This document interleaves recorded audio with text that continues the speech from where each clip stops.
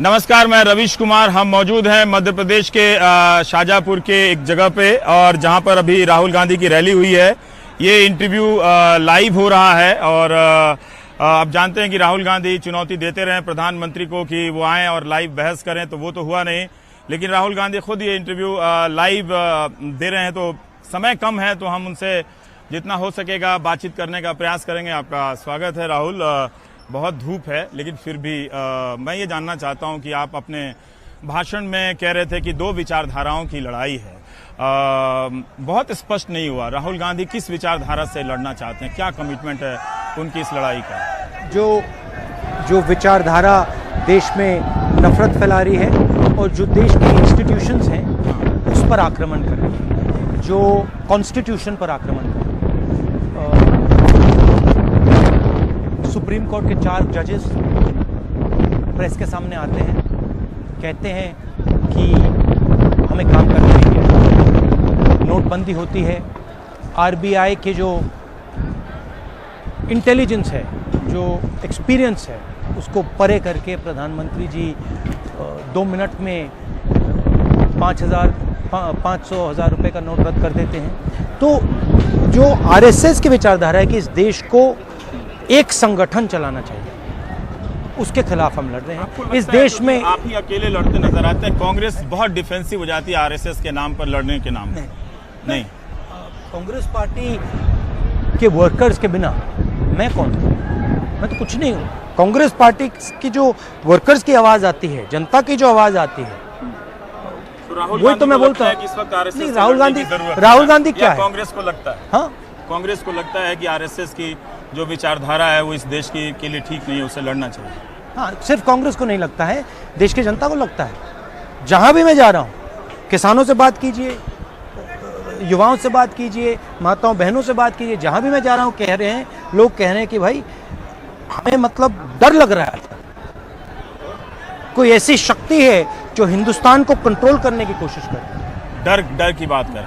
मैं एक और महसूस किया है कि जो मैं आपको याद दिला दूं कि जवाहरलाल नेहरू ने मुख्यमंत्रियों को लिखा था कि मेजॉरिटी जो है माइनॉरिटी को की लॉयल्टी टेस्ट कर रही है कि आप बताइए देशभक्त है या नहीं, ये इसे रोकना चाहिए, ये गलत है। मुझे लगता है कि जिस सेकुलर फॉर्मेशन की आप बात करते हैं वो सेकुलर फॉर्मेशन मेजॉरिटी कम्युनलिज्म, बहुसंख्यक जो सांप्रदायिकता है, उससे सीधा जाकर नहीं फाइट कर रही है। नहीं, बिल्कुल, ये बिल्कुल गलत है। देखिए,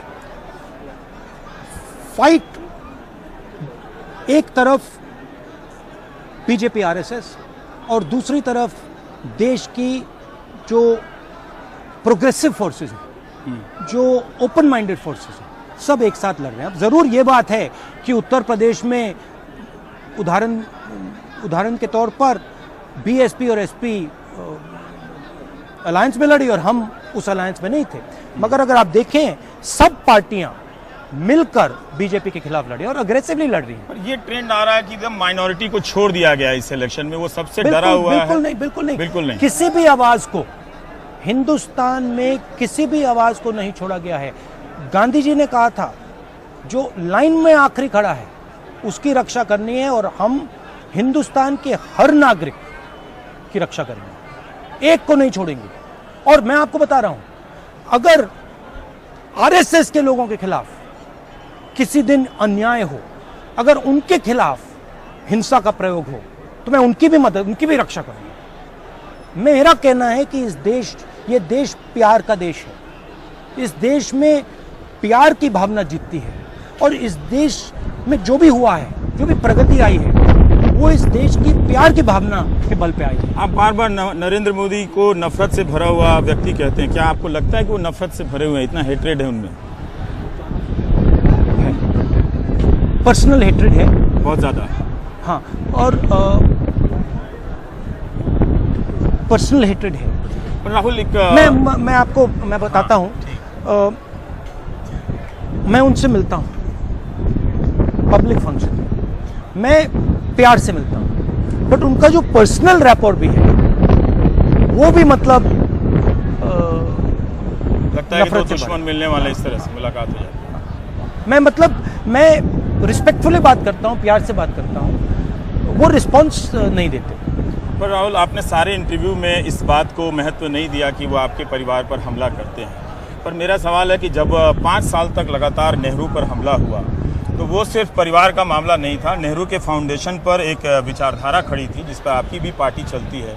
मुझे लगता है कि आपकी पार्टी ने नेहरू को ठीक से डिफेंड नहीं किया। नहीं, देखिए, आप 5 साल पहले आप जैसे लोग कह रहे थे कि नरेंद्र मोदी को कोई नहीं हरा सकता। नरेंद्र मोदी पर आक्रमण किसने किया? नरेंद्र मोदी से लड़े कौन? आप पत्रकार हैं, आपकी विचारधारा सॉर्ट ऑफ सेक्युलर विचारधारा है, तो आप जैसे लोग लड़े, आप पर आक्रमण हुआ। मगर जो पॉलिटिकल फाइट लड़ी गई वो कांग्रेस पार्टी ने लड़ी है। उस बात को कोई डिनाई नहीं कर सकता है। अब सिंपल सी बात है, नरेंद्र मोदी किसकी बात कर रहे हैं? नरेंद्र मोदी कांग्रेस की बात कर रहे हैं। तो नरेंद्र मोदी अगर कांग्रेस की बात कर रहे हैं तो सबसे बड़ा आक्रमण भी कांग्रेस ने किया होगा, नहीं तो नरेंद्र मोदी कांग्रेस की बात क्यों करते? तो जरूर आसान काम नहीं था, मुश्किल काम था, मगर हम 1 इंच पीछे नहीं हटे। हम पार्लियामेंट में लड़े, हम गांव में लड़े, हम शहरों में लड़े। सूट बूट सरकार, चौकीदार चोर है, जनता की जो आवाज थी हमने उठाई।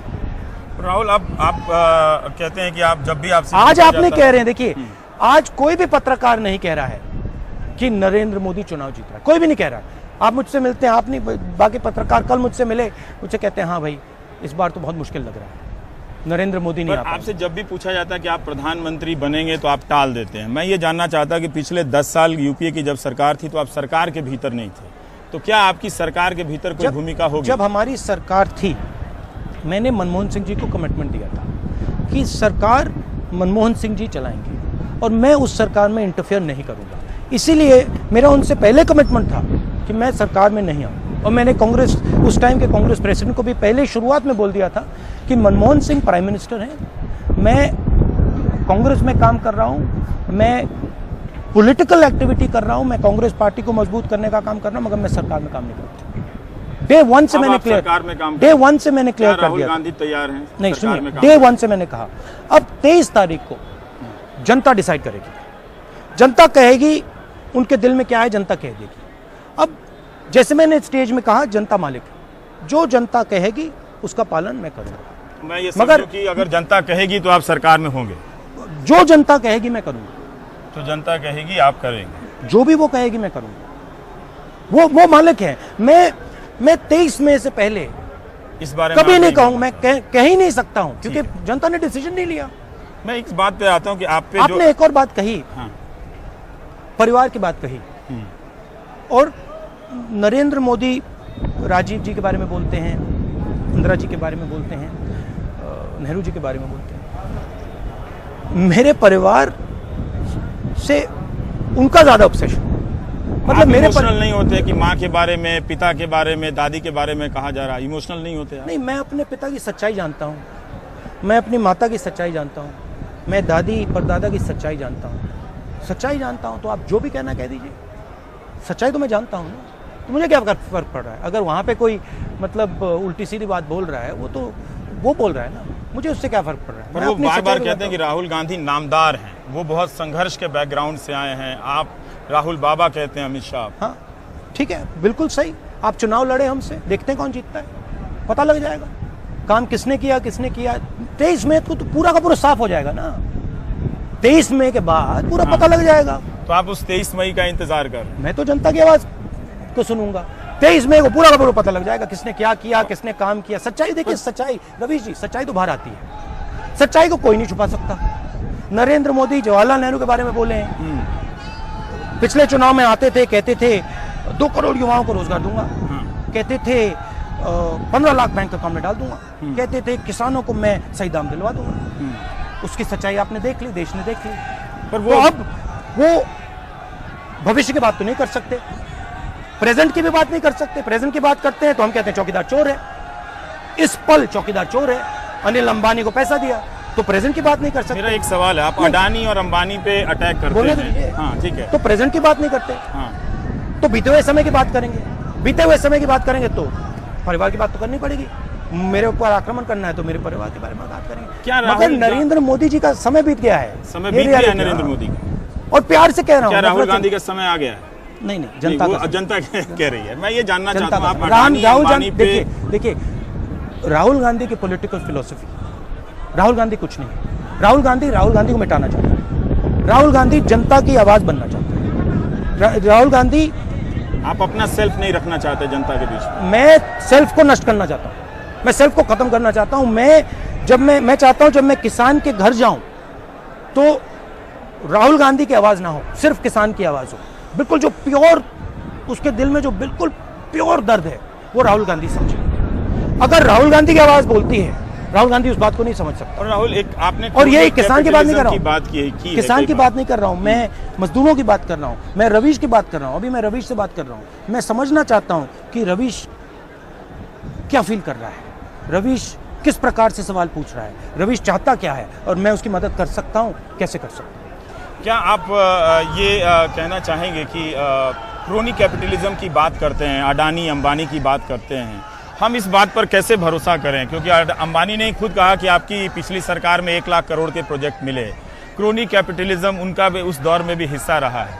मेरा एक सवाल है थॉट का कि क्या इकोनॉमिक पॉलिसी को लेकर राहुल गांधी की थिंकिंग बदल रही है? जो वो इकोनॉमिक पॉलिसी इस वक्त देश में चल रही है कि 1% का ही फायदा हो रहा है, बाकी का फायदा नहीं हो रहा है, क्या राहुल गांधी ने इस 5 साल में, प्रदेश, छत्तीसगढ़, राजस्थान में कर्जा माफी की बात इसलिए आप कर रहे हैं? Clear cut. देखिए, जिस मॉडल को हाँ 1990s में हिंदुस्तान ने इस्तेमाल किया और जिससे बहुत फायदा मिला, उसी मॉडल को 2004 में फिर से यूटिलाइज, थोड़ा चेंज करके फिर से यूटिलाइज किया। ठीक है। वो मॉडल 2012 चलना ही बंद हो गया। Right, yes. अब क्या हुआ, प्रॉब्लम क्या हुई, नरेंद्र मोदी जी की ट्रेजेडी क्या है? नरेंद्र मोदी जी ने उसी मॉडल को फिर से उठा लिया।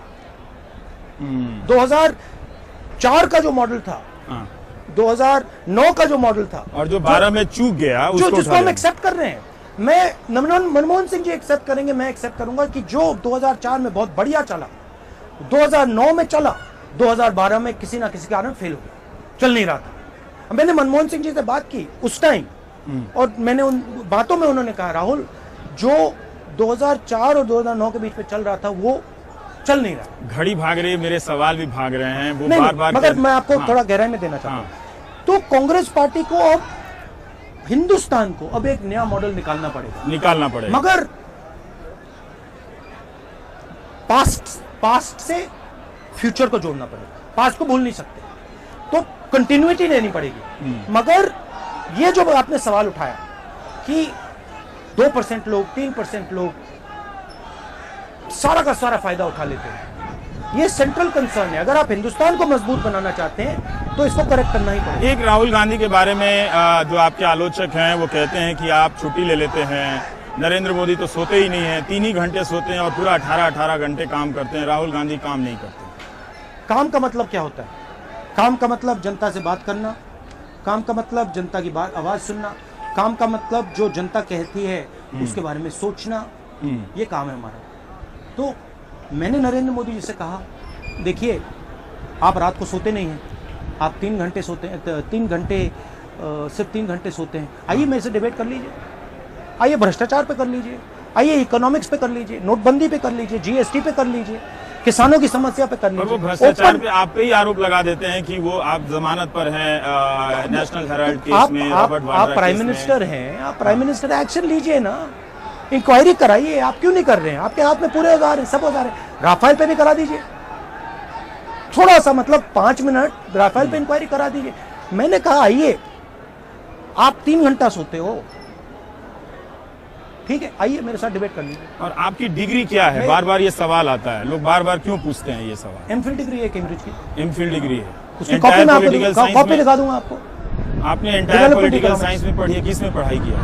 डेवलपमेंट इकोनॉमिक्स में पढ़ी है, एंटायर पॉलिटिकल साइंस में। एंटायर पॉलिटिकल साइंस मतलब हमारे प्रधानमंत्री की जो डिग्री है एंटायर, वो नहीं की डिग्री है, उस पे मैं जाऊंगा नहीं, आप नहीं जाएंगे। पर राहुल, मेरा एक सवाल यूनिवर्सिटी, मगर आप सवाल का जवाब तो देने दीजिए मुझे, खुल के जवाब तो देने दीजिए। देखिए, नरेंद्र मोदी 3 घंटे सोते हैं। नरेंद्र मोदी सोचते हैं कि भाषण देना, और कमेंट्स करना हाँ। प्रधानमंत्री का काम होता है। नहीं, प्रधानमंत्री का काम स्ट्रेटेजिकली सोचकर वो ज्यादा action भाषण देते हैं। नहीं, वो स्ट्रेटजी में बिलीव ही नहीं करते।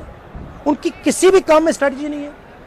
वो इवेंट्स में बिलीव करते हैं, हम स्ट्रेटजी में बिलीव करते हैं। जम्मू कश्मीर को देखिए, जम्मू कश्मीर में हमने 9 साल, मैंने, मनमोहन सिंह जी ने, चिदम्बरम जी ने 9 साल काम किया। 2004 में भयंकर आतंकवाद था, 2012, 13, 14 में रीढ़ की हड्डी तोड़ दी आतंकवाद की। पाकिस्तान को पैरा नेशन बना दिया। पूरी दुनिया में लोग कहते थे पाकिस्तान पैरा नेशन है, टेररिज्म को सपोर्ट करता है। स्ट्रेटेजिकली हमने काम पर आपने पब्लिक को नहीं बताया ना, तो वो पब्लिक को बताते हैं। देखिए, स्ट्रेटेजी के बारे में पब्लिक को बताया नहीं जा सकता, नहीं तो स्ट्रेटेजी किस बात की हुई। हमने क्या किया कश्मीर में? पंचायती राज, महिलाओं को एसएचजी सेल्फ हेल्प ग्रुप से बैंक से जोड़ा, रतन टाटा को ले गए। रतन टाटा को क्यों ले गए? कश्मीर, जम्मू कश्मीर के युवाओं को विजन दिखाने के लिए। देखिए, हिंदुस्तान का ये विजन है, देखिए हिंदुस्तान क्या कर रहा है, इसमें आपको भी शामिल होना है। तो हमने प्लान करके, सोच समझ के, गहराई से काम किया। मनमोहन सिंह जी ने 90s में जो काम किया, 2004 में जो काम किया, जिससे हिंदुस्तान की इकोनॉमी यहां तक पहुंची, वो भाषणों देकर नहीं किया, वो झूठे वायदे करके नहीं चुनाव किया। आयोग के बारे में उन्होंने आपका क्या नहीं, कहना है? वो काम सिस्टमैटिकली, स्ट्रेटेजिकली सोच कर क्या किया। राहुल गांधी को लगता है कि चुनाव आयोग दबाव इस वक्त चुनाव आयोग पर दबाव है? 100%। नरेंद्र मोदी कुछ कहते हैं, कोई और कुछ कहते, वही बात कहता है, नरेंद्र मोदी को पनिशमेंट नहीं मिलती, उनको मिल जाती है। आप ईवीएम clear के है। बारे में सीरियसली सोच रहे हैं? अगर आपकी सरकार आई तो क्या आप ईवीएम हटा देंगे? देखिए, ये इलेक्शन कमीशन की रिस्पॉन्सिबिलिटी। अब मैं इलेक्शन कमीशन की रिस्पॉन्सिबिलिटी पर टिप्पणी नहीं करूंगा, मगर मैं आपको ये रोल फेयर नहीं मानते आप? रोल फेयर नहीं, रोल मुझे फेयर नहीं लग रहा है। मुझे ये क्लियरली दिख रहा है कि जिस प्रकार से चुनाव के फेजेस बनाए गए हैं, वो नरेंद्र मोदी जी की मदद करने के लिए बनाए गए हैं। क्लियरली, जिन स्टेट्स में बीजेपी को लास्ट में कैंपेन करना था, उन स्टेजेस वो चुनाव बाद में हुए हैं। क्लियरली, जब कोई और कुछ कहता है उसको पकड़ लेते हैं, जब नरेंद्र मोदी वही बात कहते हैं कुछ नहीं होता। नरेंद्र मोदी जी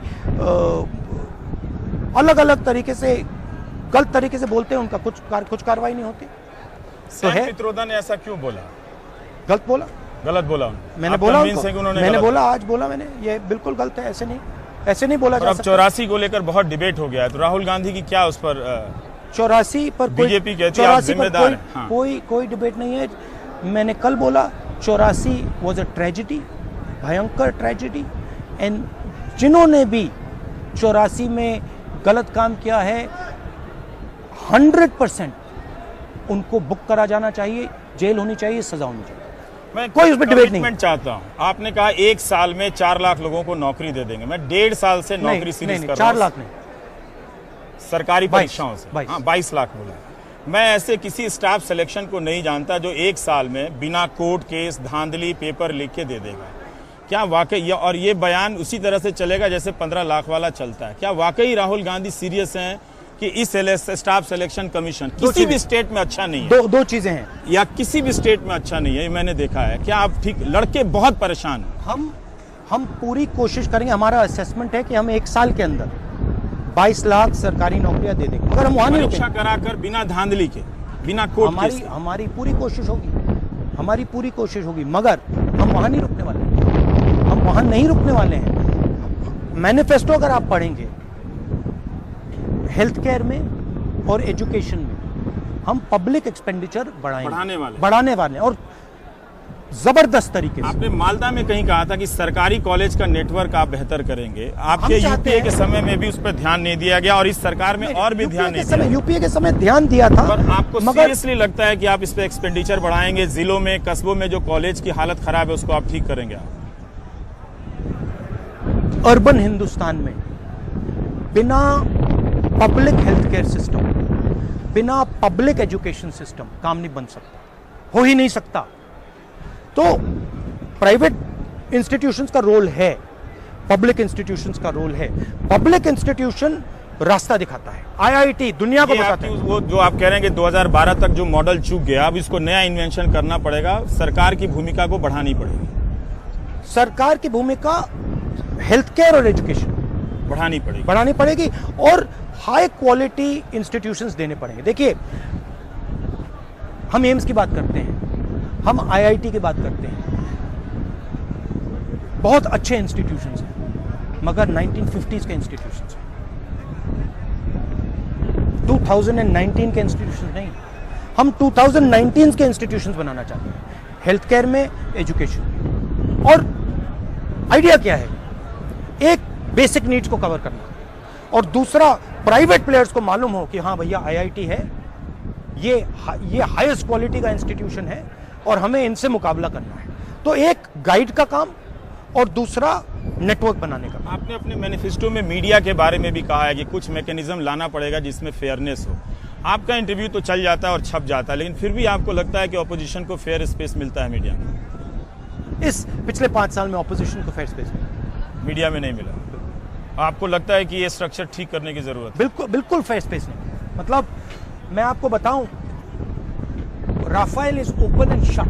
मतलब राफेल में डिफेंस मिनिस्ट्रीज के ऑफिसर्स ने लिखा है prime minister's carrying out parallel negotiation. वही कागज क्रिमिनल है। Prime minister has no business carrying. जांच करवाएंगे?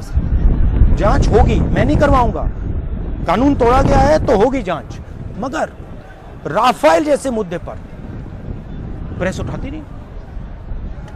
मतलब प्रेस कॉन्फ्रेंस कर करके हमने प्रेस में उठवाया, नहीं तो प्रेस का नेचुरल मोड राफेल को उठाने का नहीं था। और Rafale is open and shut. देखिए, राफेल में फ्रेंच गवर्नमेंट ने 1000 करोड़ रुपए से ज्यादा उसका टैक्स माफ किया है राफेल डील के एकदम बाद। फ्रांस का राष्ट्रपति कहता है अनिल अंबानी को कॉन्ट्रैक्ट देने की बात नरेंद्र मोदी ने मुझसे की। प्रेस को कहता है, फ्रांस का राष्ट्रपति कहता है नरेंद्र मोदी ने कहा कि हिंदुस्तान में हवाई जहाज नहीं बनेगा। फ्रांस का राष्ट्रपति कहता है 1600 करोड़ रुपए में हवाई जहाज खरीदा जाएगा, 526 में नहीं। नरेंद्र मोदी ने कहा, ओपन एंड शट। मगर दबाव, फुल सरकार का दबाव, और उस दबाव पर भी, उस दबाव के बाद आप कैसे ठीक करेंगे? आप तो वो ये तो आप ये हो जाए फिर नहीं, ये तो आप जैसे लोगों के ऊपर है।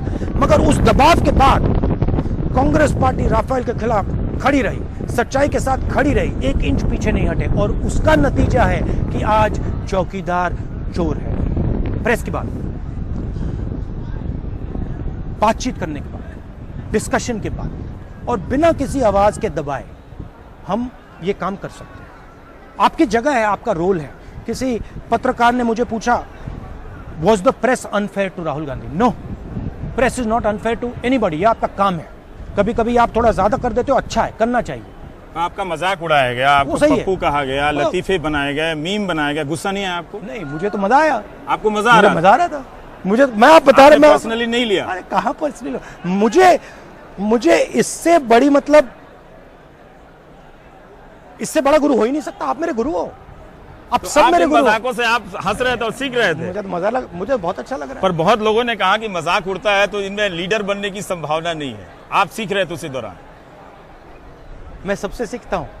मैंने बोला नरेंद्र मोदी से सीखता हूं, मैं आरएसएस से सीखता हूं, मैं आपसे सीखता हूं, मैं आपसे सीखता हूं। मैं जहां भी मुझ पर मेरे बारे में कुछ कहा जाता है, मैं सुनता हूं। 3 सवाल एक साथ पूछता हूं। क्या नोटबंदी एक स्कैम है? अगर है तो क्या आप जांच करेंगे? सोहराबुद्दीन के केस में और जज लोया के केस में क्या राहुल गांधी, अगर आपकी सरकार आती है सेकुलर फॉर्मेशन की, तो इन बातों की जांच होगी? देखिए, हम विंडिक्टिव नहीं है। हाँ।